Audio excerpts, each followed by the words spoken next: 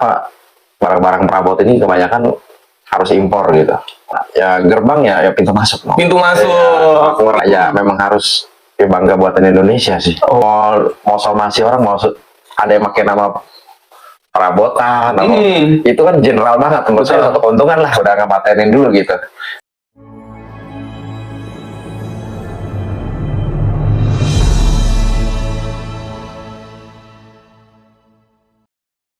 Halo semuanya, kembali lagi di sini bersama saya Bobi Gali. Kali ini kita bersama seorang pengusaha yang usahanya lumayan gede banget, yaitu Pak Ari. Mari kita sambut Pak Ari. Halo Pak Ari. Halo ya. Apa kabar Pak Ari?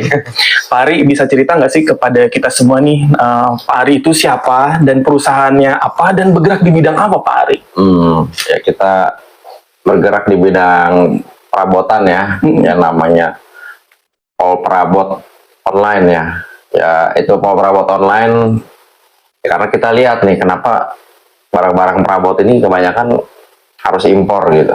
Oh, ini barang impor semua berarti Pak Ari? Enggak. Justru tuh saya lihat di online itu kenapa barang-barang itu kebanyakan masih impor, sedangkan kita bisa produksi lokal gitu. Oke, Pak Ari sebelum dilanjut, nama usaha Bapak apa sih Pak? Nama PT-nya Pak? Kalau PT sih Gerbang Makmur Plastik. Oke.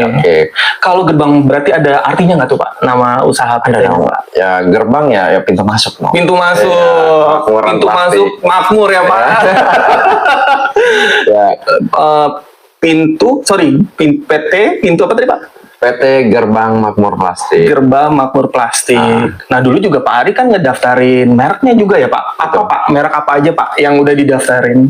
Merek ini sih Pol Perabot Online ya. Pol Perabot, oh yang ini ya Pak ya? Ya. Oke. Pol Perabot Online.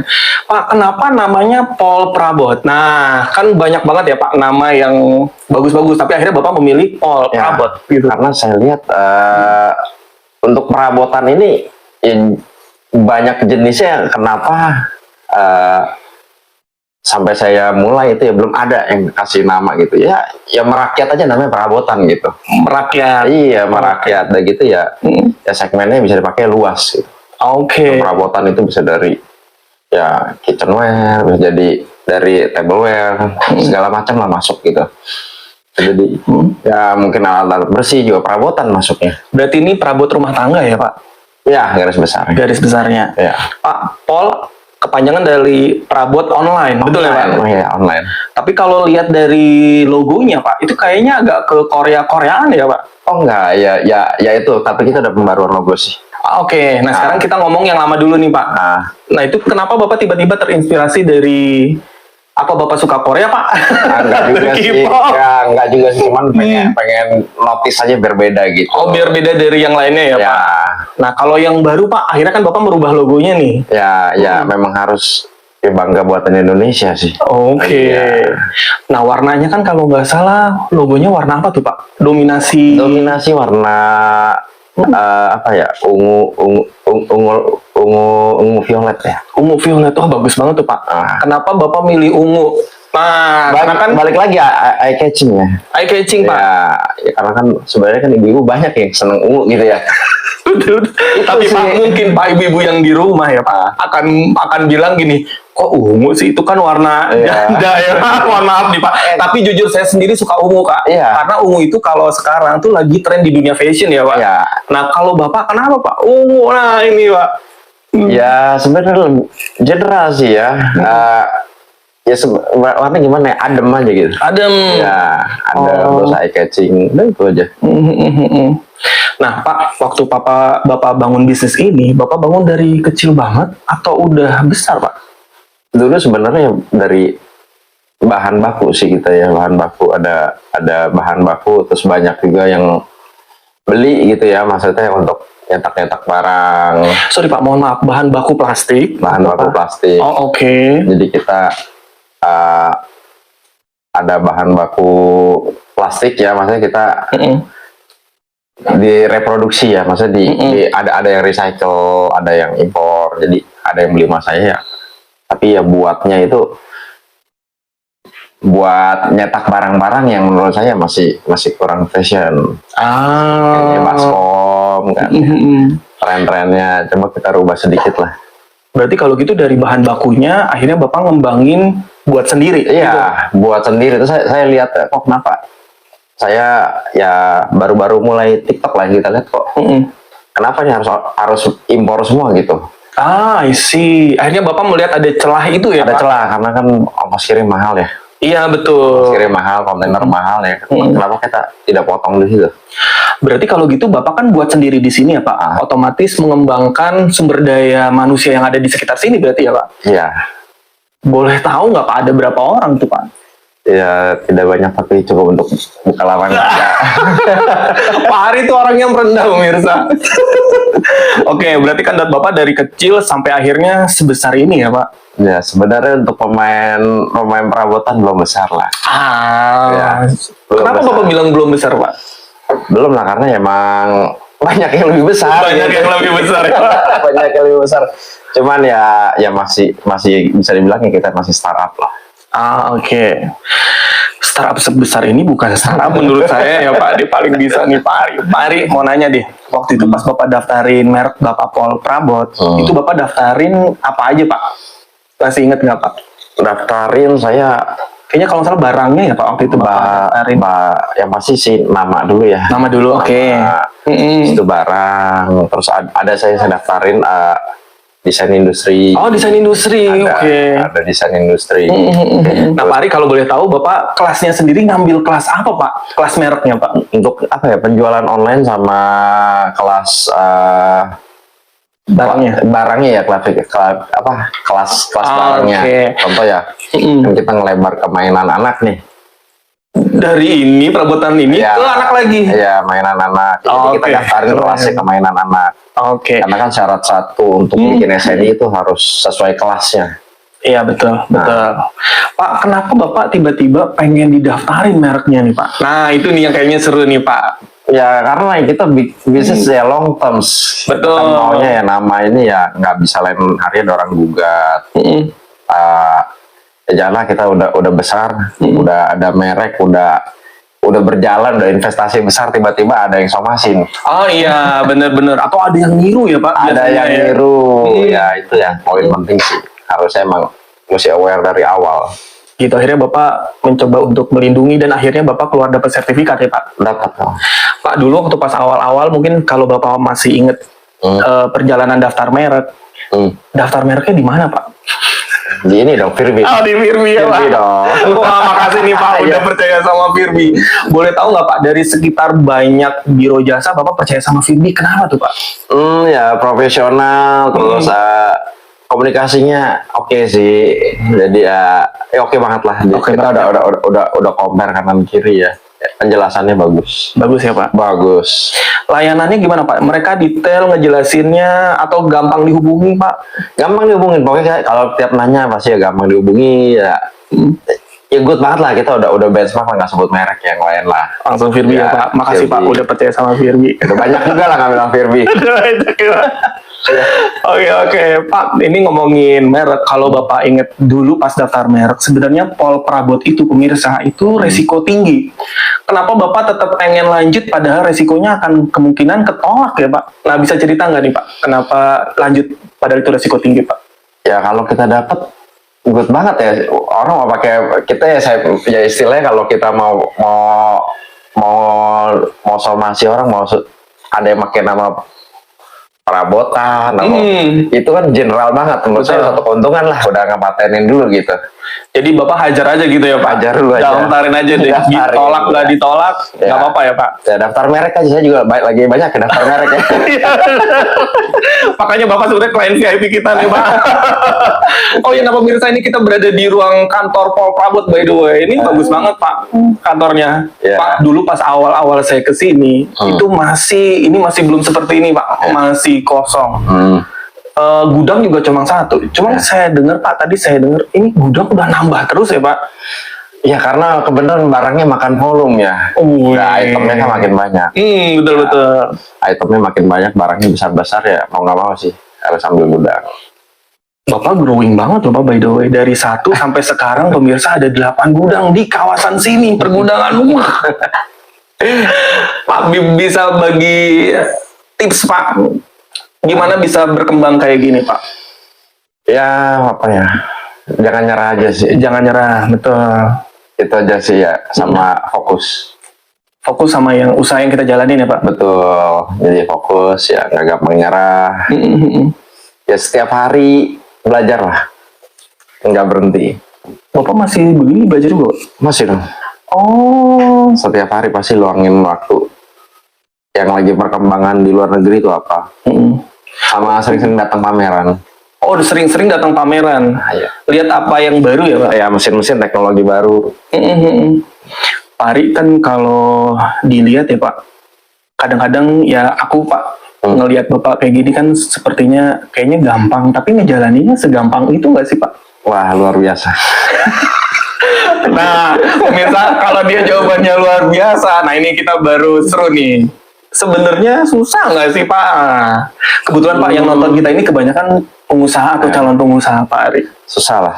Hmm. Karena ya waktu istirahat aja karena singkat. Bahkan kadang-kadang nggak makan kali ya Pak, pas istirahat. Makan sih, makan tetap. Cuman ya spend waktunya ekstra lah. Mungkin kerjanya saya lebih daripada paling istirahat ya 6 jam saya. 6 jam Sehari? ya maksimal 7 jam. Wow, Pak bagi waktunya gimana sih Pak? Kan masalahnya gini ya Pak, ini perusahaan gede banget ya. Gimana Bapak ngebagiin waktu sedangkan Bapak hanya punya 24 jam? Nah, Ya pagi ya bangun lebih awal aja kalau saya. jam berapa? Kok udah tahu? Jam 5? Ya enggak sih, cuman ya mungkin kalau tidurnya lebih awal ya jam 5 bangun. Oke. Tapi kalau tidurnya telat ya paling telatnya jam 6 udah bangun. Jam udah bangun. Ya. Spend waktu mana. Tapi kalau minggu ya pasti sama keluarga full. Pak, kalau aku lihat kayaknya tipenya Pak Ari lebih suka mendelegasikan ya Pak. Sorry, karena kan aku lihat Bapak ke bawahnya itu banyak banget tuh Pak. Iya benar, memang nggak bisa one man show lah. Harus bagi-bagi tugas. Bagi-bagi tugas. Harus. Biasanya ya Pak, karena bagi-bagi tugas, kalau seorang pengusaha nih, kadang-kadang suka ada ganjalan batu ya Pak. Gini, kita udah percaya nih sama yang bawah. Tapi pasti ada kejadian-kejadian yang hal tidak diinginkan. Nah, itu kejadian di Pak Ari nggak Pak? Pasti ada lah, setiap pengusaha nggak mungkin nggak. Betul, di baru pemirsa di baru nama pengusaha. Pasti ada, Cerita nggak dong, Pak. mungkin nggak ada ya. Maksudnya kayak kita kayak ada bawahan yang bermain itu pasti itu ada lah. betul. Ya, Berarti Pak Ari pernah ngalamin, Pak? saya pernah pasti ada lah, pasti ada. Kita kan ada kuasa hukum juga. Oke. Ada tim juga, tim legal. Legalnya ya Pak? Ada. Baik, Pak, akhirnya dengan kejadian yang Bapak alami itu gimana supaya Bapak bisa percaya sama bawahan Bapak? Kan Bapak pernah kejadian, dan aku yakin sih hampir semua pengusaha, kalau memang dia betul pengusaha dan udah lama, pasti pernah ada kejadian. Supaya nggak kejadian lagi, Pak? Biasanya sih ya, pengusaha sih punya insting ya. Iya, itu yang nggak bisa dibohongin ya Pak. Yang kedua ya audit. Audit, berarti Bapak pakai audit dari luar? Audit sih enggak sih ya. Audit internal. Oke. Audit internal. Terus ya biasanya ketahuan lah yang datangnya siang, apa ya, susah dihubungin. Itu sebenarnya udah kelihatan lah. Gejala-gejalanya ada ya. Gejala. Udah pengen menghindar. Tapi ya Pak, kan ketika kita mau nge-cut dia, itu juga susah juga ya Pak. Kalau nggak ada bukti, itu nggak Pak? Pasti ada lah, pasti ada bukti. Ya kalau nggak ada bukti ya kita nggak bisa bukti, nggak bisa nuduh sembarangan. Iya benar-benar. Pak, ngomongin tadi kan Bapak ada ngomongin masalah hukum. Pernah tersandung hukum Pak? Sejujurnya sih pernah dapat surat somasi saya. Dari luar. Ya, karena desain industri ya, karena mungkin lawan saya juga nggak begitu kuat ya, karena desainnya berbeda tidak bisa somasi. Iya betul, dan mungkin mestinya yang disomasin adalah desain yang sama persis dengan yang dia daftarin ya Pak, atau yang mirip-mirip. Yang mirip. Baru bisa di itu. Ya, tapi berbeda jauh lah. Oke. Nah, ngomong-ngomong kasus hukum, berarti di kantor Bapak juga pernah kejadian tentang hukum juga ya Pak? Yang tadi Bapak bilang, akhirnya Bapak melaporkan, aku pernah lihat Bapak kayaknya ke kantor polisi ya Pak? ya pasti lah pernah. Pernah ya, karena berhubungan hukum ya pasti kita ya laporin lah. Benar-benar. Jadi kayaknya Pak Ari udah terbiasa mengenai kasus hukum ya Pak? Sekarang udah terbiasa. Kalau dulu awal-awal mungkin ngeri-ngeri ya Pak? Tapi by the way Bapak, tadi belum dijawab Pak. Jadi Bapak udah terbiasa mengenai kasus hukum, misalnya Bapak sekarang kepolisian kayak nyantai banget, tinggal di storyin gitu Pak. Ya dibilang biasa ya enggak, sebisa mungkin ya kita Menghindari. lah walaupun itu terjadi di perusahaan kita ya, kalau bisa kekeluargaan dulu. Cuman kalau dari pihak tidak bisa kekeluargaan ya baru kita buatin laporan. Pak, biasanya aku mau nanya lagi mengenai seorang pengusaha, Pak. Biasanya pengusaha nggak jauh-jauh sama ditipu ya, Pak? Wah, ya. Sama entah partner atau vendor. Pernah kejadian, Pak? Bisa cerita, Pak? Ada kejadian. Itu awalnya gimana? Sama ada gejala juga gitu, Pak? Awalnya ada gejala sih sebenarnya ya. Gejala itu contoh lah, misalnya barang yang nggak gitu laku di kita tiba-tiba dia laku. Oh gitu, Pak? Ada barang yang udah stuck tiba-tiba, ini karena dia mau jual murah kali ya. Pasar asal dapatnya, karena kita jual kan ada utang juga, ada term of payment-nya. Kasih ke konsumen kita gitu. Kadang-kadang disalahgunakan sama mereka. Sayang padahal ya, Pak. Dia kasih kepercayaan. Mestinya kita udah kasih kepercayaan sama dia, tapi dia melakukan seperti itu ya, Pak. Tapi sebenarnya pengacara memang gak jauh-jauh dari itu sih ya, Pak. Akhirnya kita belajar, benar nggak sih, Pak? Pak Ari. Nah, Pak Ari mau tanya lagi nih, Pak Ari. Sebenarnya kalau kita cerita panjang lebar, usaha Bapak ini sebenarnya udah berapa lama, Pak Ari? Kalau untuk yang semenjak dari Paul Perabot Online sih ya belum genap 3 tahun sih. 3 tahun. Kalau dari awal banget, Pak, Bapak merintis dari kecil banget, Pak?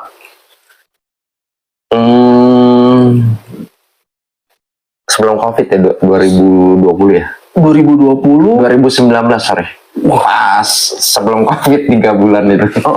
Berarti growingnya nih 5 tahun lumayan cepat loh, Pak. Ya tergantung sudut pandang. Tergantung sudut pandang. Kalau sudut pandang saya pemirsa 5 tahun sampai sebesar ini cepat, Pak. Ya, kalau ya sudut pandang pengusaha besar ya enggak lah. Bisa gitu ya, Ari ya.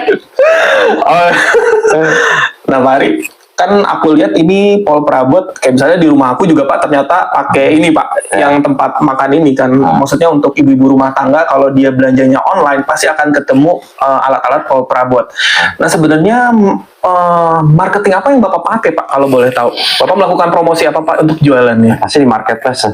Marketplace. Iklan di marketplace. Semuanya, Pak. Kita bikin video juga, ada tim kontennya. I see.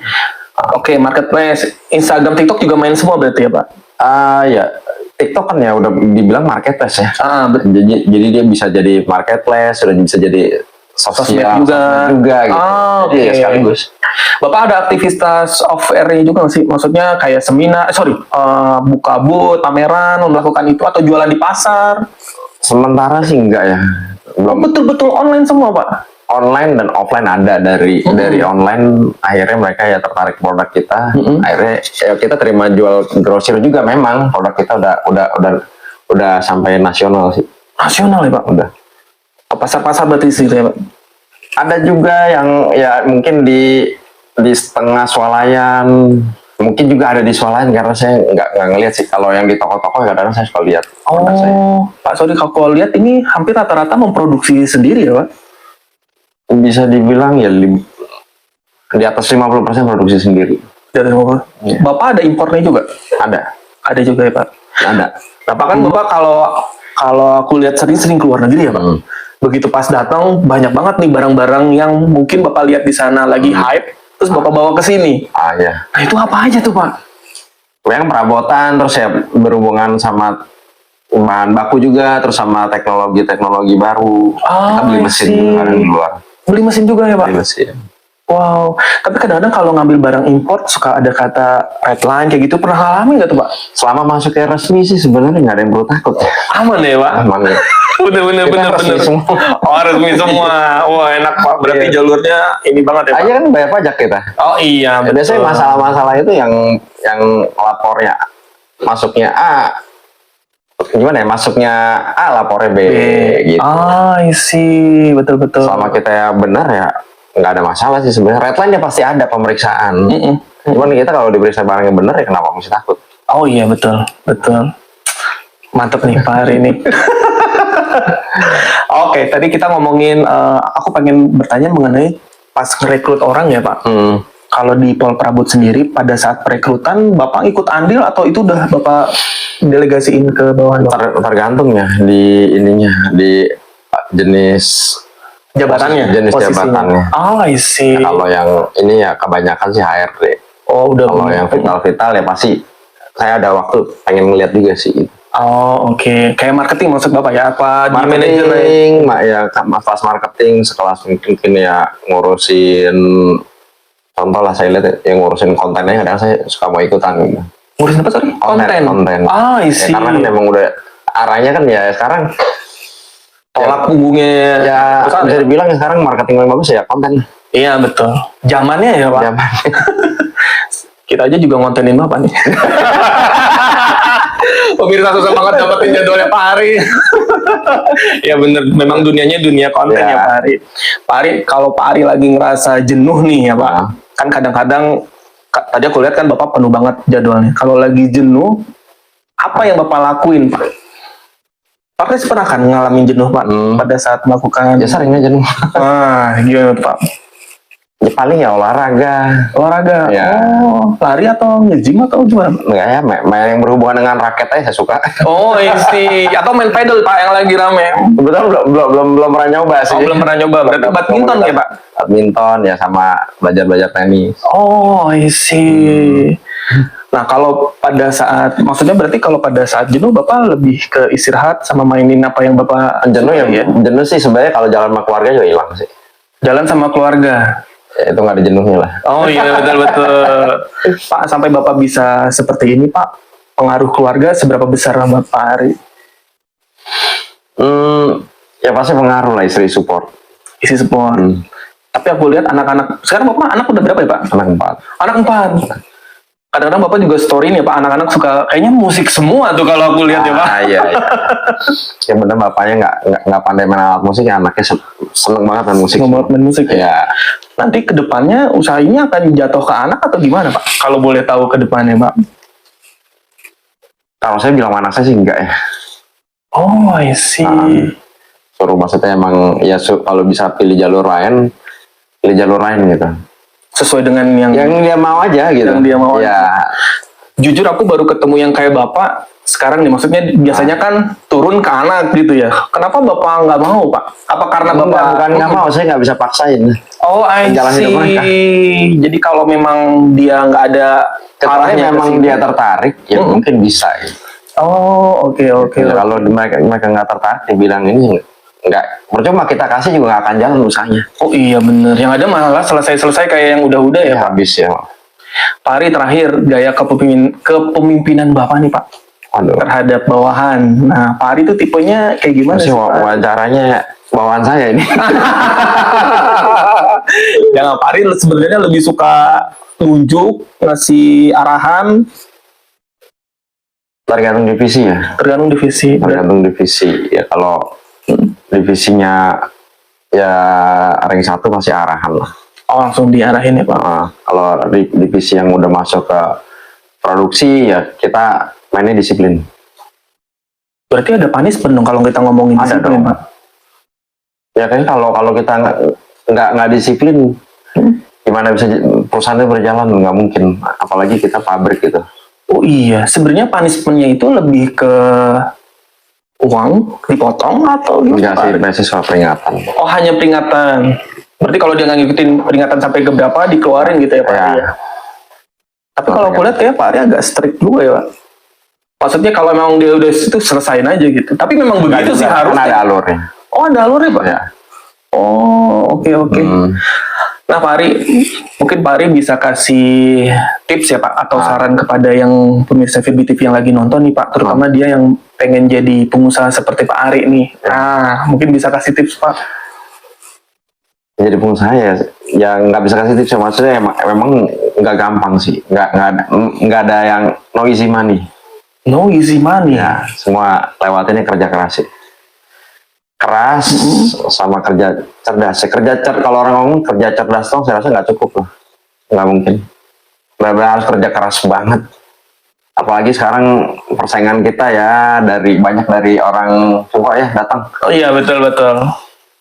Kita kerja 10 jam, dia 12 jam tuh udah biasa banget. Oh iya Pak. Ya. Oh, Budaya sih. sana. Pak, kalau begitu Pak Ari, circle Pak Ari sendiri ya Pak, teman-teman Bapak tuh benar-benar milih atau gimana Pak?